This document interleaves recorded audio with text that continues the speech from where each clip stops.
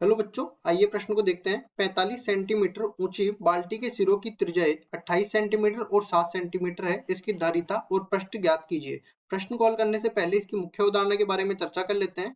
मुख्य अवधारणा, तो देखो मुख्य अवधारणा में हमें जो भी शंकु का छिन्नक होता है, बाल्टी की आकृति क्या होती है, शंकु के छिन्नक के आकार की। तो शंकु के छिन्नक की जो विमाएं है वो अगर ज्ञात हो तो उसके लिए पृष्ठीय क्षेत्रफल और आयतन ज्ञात करने के सूत्र हमें पता होने चाहिए, तभी ये सवाल हल किया जा सकता है। तो देखो याद रखें कि अपने पास ये शंकु का छिन्नक हो गया जिसको बाल्टी की आकृति का है।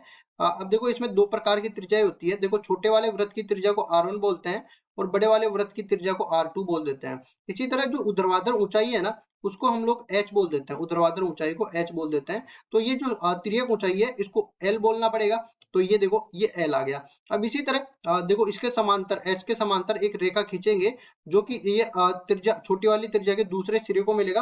अब देखो इसको मैं यहाँ पे मैं बोलूं ये O1 है, ये अपने पास O2 है। इसी तरह ये अपने पास P1 है और ये P2 है और ये बोल देता हूं मैं A। अब त्रिभुज AP2P1 से AP2P1 से हमारे पास इसमें एक पाइथागोरस प्रमेय लग सकती है क्योंकि ये 90 डिग्री का कोण हो गया। तो इसमें क्या बोलेंगे कि AP2 तो किसके बराबर है, AP2 बराबर हो जाएगा किसके, R2 माइनस में R1 के, और साथ ही साथ P2P1 किसके बराबर हो जाएगा, P2P1 ये H के बराबर हो जाएगा और AP1 ये किसके बराबर हो जाएगा, L के। तो यहाँ से सीधा ही मैं बोल सकता हूँ कि L किसके बराबर हो जाएगा, H² प्लस R2 माइनस में R1 इस पूरे का वर्ग, ये बन जाएगा। अब देखो इसी तरह ये जो शंकु का छिन्नक है उसका पृष्ठ क्षेत्रफल देख लेते हैं। इसमें देखो एक तो वक्र पृष्ठ आते हैं और दो वृत्ताकार ये जो है सिरे आते हैं।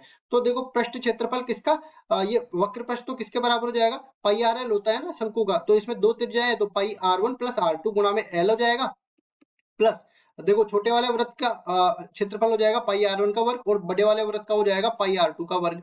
इस तरह से पृष्ठ क्षेत्रफल आ गया। इसी तरह आयतन भी देख लेते हैं, आयतन को V द्वारा निरूपित करेंगे और ये किसके बराबर हो जाएगा, ये देखिए 1/3 गुणा में पाई H के बराबर, तो ये बनेगा और अंदर किससे गुणा होगा, R1 का वर्ग प्लस R2 का वर्ग प्लस R1 गुणा में R2। ये सूत्र हमें याद होने चाहिए। तो इसमें देखो पहले तो निर्धारित कर लेते हैं हमें क्या क्या दे रखा है। H का मान दे रखा है 45 सेंटीमीटर के बराबर। उसके बाद R1 की बात कर लेते हैं, मतलब छोटी वाली त्रिज्या 7 सेंटीमीटर और बड़ी वाली त्रिज्या 28 सेंटीमीटर। इसको भी लिख देते हैं। ये R2 कितना है, 28 सेंटीमीटर के बराबर। अब सारी चीजें हमें केवल ये तीन चीजें अपने को दे रखी है और पृष्ठ क्षेत्रफल और साथ ही साथ आयतन हमें निकालना है। धारिता का मतलब उसमें कितना पानी समा सकता है, यही उसका मतलब, इसको आयतन भी बोल सकते हैं ना। तो सबसे पहले तो हम लोग L की चर्चा करते हैं। L किसके बराबर, मैंने सूत्र लिखा था H² प्लस R2 माइनस में R1 इस पूरे का वर्ग और पूरे का वर्गमूल। तो L किसके बराबर आ जाएगा, देखो H का वर्ग मतलब 45 का वर्ग और उसके बाद में प्लस में R2 माइनस R1 तो 28 माइनस में 7 इस पूरे का वर्ग और पूरे का हो जाएगा वर्गमूल। अब 45 का वर्ग करते हैं तो 4 पंजे 20 मतलब 2025 ये बन जाएगा। और देखो 28 माइनस 7 21 का वर्ग करेंगे तो ये 441 बनेगा। इस पूरे का वर्गमूल ले लेंगे और ये L के बराबर कर देंगे। तो L का मान किसके बराबर आएगा, देखो 5 और 1 6 और यहाँ से देखो 2 और 4 6 और ये देखो 4 और 0 4 के बराबर और 2 अकेला रह जाएगा, 2466 के बराबर ये बन जाएगा। L बराबर ये लगभग अपने पास आ जाएगा 49.66 और ये सेंटीमीटर में आएगा। और उसके बाद में देखो हमें पहले तो धारिता ज्ञात करनी है। धारिता के लिए V इसके लिए सूत्र लिखा था 1/3 गुणा में पाई H और अंदर क्या आएगा, R1 का वर्ग प्लस R2 का वर्ग प्लस में R1 गुणा में R2। तो इसके लिए देखो V बराबर हो जाएगा 1/3 गुणा में पाई की जगह आ जाएगा 22/7 और H की जगह आ जाएगा कितना 45। अंदर देख लेते हैं R1 का वर्ग मतलब 28 का वर्ग हो जाएगा और प्लस में R1 का वर्ग मतलब 7 का वर्ग, R छोटी वाली त्रिज्या मानी है ना मैंने, तो ये हो जाएगा 7 का वर्ग प्लस में 28 का वर्ग और प्लस में ये कितना हो जाएगा 7 गुणा में 28 के बराबर। इसको आगे सरल कर लेते हैं तो देखिए यहाँ से ये 3 से जो है 45 कट जाएगा 15 बार, ठीक है, मतलब इधर बाहर रह जाएगा 22 गुणा में 15 और नीचे कितना रह जाएगा 7 के बराबर। इसको आगे भी हल कर लेते हैं। जो 7 का वर्ग है 49 के बराबर, 28 का वर्ग 784 के बराबर, 784 के बराबर और जब 7 को 28 से गुणा करेंगे तो ये 196 के बराबर आ जाएगा। ठीक है, ये पूरा अपन आयतन का मान निकालते हुए चल रहे हैं। अब देखो इसके आगे मैं इसको हल करता हूँ ना, तो 49 196 और 784 तीनों को अगर मैं जोड़ता हूं तो ये 1029 के बराबर आ जाता है। ठीक है, तो कुल मिला के 1029 तो ये कोष्टक वाला आ गया और इसके बाहर कितना है, इसके बाहर है 22 गुणा में 15 और बटा में कितना आ गया 7।